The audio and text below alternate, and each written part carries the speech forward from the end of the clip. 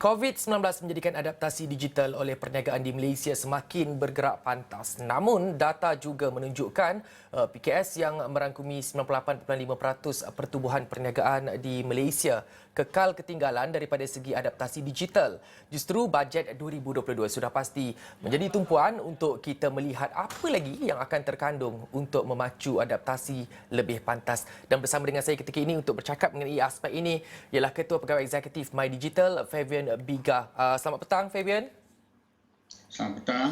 Jadi Fabian, kita terus saja. Fabian, ekonomi digital tumbuh lebih pantas ketika pandemik COVID-19 dan kita sudah ada My Digital dan beberapa inisiatif lain untuk memperkasakan lagi segmen ini. Jadi pertama sekali, apakah cabaran yang sudah dikenal pasti yang memerlukan penambahbaikan segera untuk menggalakkan lagi digitalisasi di kalangan perniagaan khususnya PKS? Okey. Pertama sekali, biar saya beri sedikit latar belakang mengenai My Digital.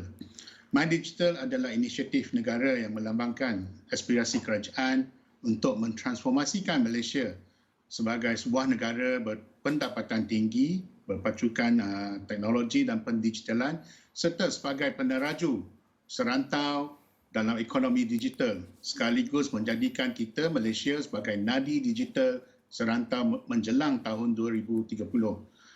Bagi mencapai aspirasi tersebut, kita ada rangka tindakan ekonomi digital Malaysia atau Malaysia Economy Digital Economy Blueprint yang kita rangka bagi menyediakan hala tuju, menggariskan strategi dan inisiatif serta menetapkan sasaran bagi membina asas dalam memacu pertumbuhan ekonomi digital serta merapatkan jurang digital.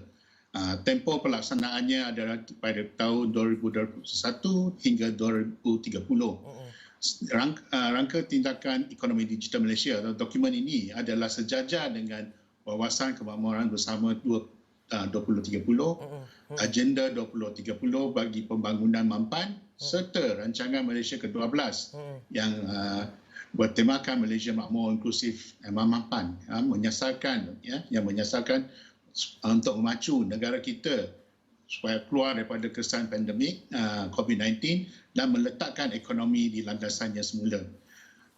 Dalam rancangan Malaysia ke-12, usaha akan ditumpukan untuk menyediakan persekitaran dan menyokong pertumbuhan ekonomi digital, memperkukuhkan infrastruktur dan perkhidmatan digital, membangunkan bakat digital tersedia masa depan, future ready, serta menjadikan Malaysia sebagai pusat ekonomi digital ASEAN. Baik. Di bawah blueprint tersebut, terdapat 6 teras strategik yang dikenal pasti, iaitu memacu transformasi digital di sektor awam, meningkatkan daya saing ekonomi melalui digitalisation atau digitalisasi, membangunkan infrastruktur digital, membangunkan tenaga kerja yang berkemahiran digital, mewujudkan masyarakat digital yang inklusif, mewujudkan persekitaran digital yang terjamin dan beretika. Ke-6 trust tersebut disokong oleh 22 strategi, 48 inisiatif nasional dan 28 inisiatif sektoral. Pandemik COVID-19 semestinya telah seperti kita dengar tadi mencepatkan pertumbuhan ekonomi digital.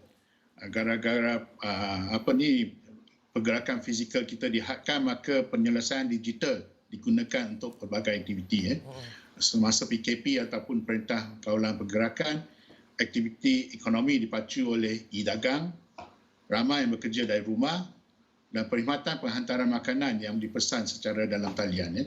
Selain daripada penggunaan teknologi untuk pengesanan konten di sektor kesihatan.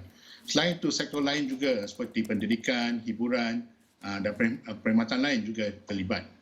Okey, menurut kepada sektor PKS ataupun sekarang kita masukkan sektor mikro, perusahaan PMKS, kita katakan istilah PMKS, kita guna istilah itu, seperti mana kita tahu tadi, merupakan tulang belakang ekonomi negara. Lebih kurang 90%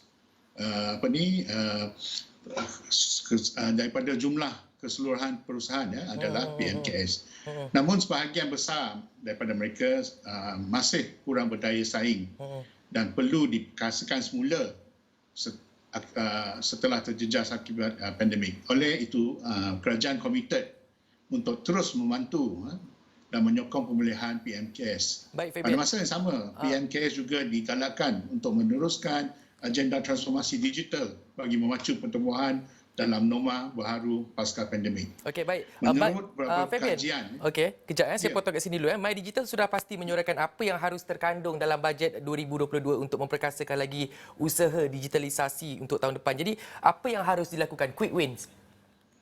quick wins okey, bukan saja PMKS. Kalau quick wins, kalau kita tengok quick wins kan, of course bajet tahun depan adalah mengenai 3R, recovery, resilience dan reform.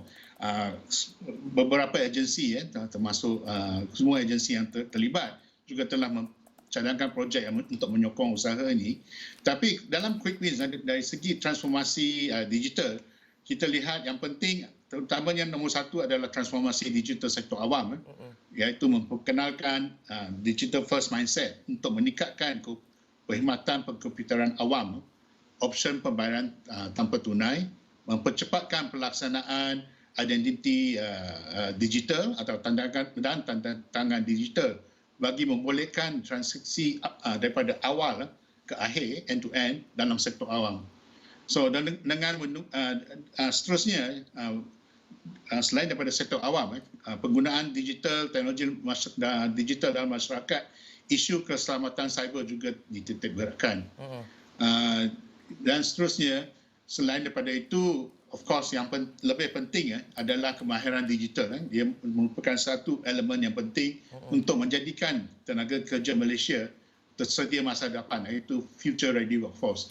Ia melibatkan pelbagai aktiviti sama ada di peringkat persekolahan, di mana kita pastikan kurikulum tu adalah yang spesifik untuk menyediakan mereka yang bakal menjadi tenaga kerja generasi akan datang, serta juga infrastruktur dan juga kelengkapan yang sesuai. Baik. Sehingga upskilling ataupun peningkatan kemahiran kerja yang sedia ada, dan juga kita tidak lupa kepada peringkat para pembuat dasar sama ada di kerajaan dan segi politik. Okey, baik. Banyak lagi yang kita nak bincangkan, tapi saya pasti kami akan bawakan perbincangan ini mungkin dalam Buletin Perdana Wanita yang berikutnya ataupun menjelang belanjawan ataupun bajet 2022 nanti. Terima kasih kepada Ketua Pegawai Eksekutif My Digital, Fabian Biga atas perbincangan tersebut, fokus digitalisasi dan IR 4.0.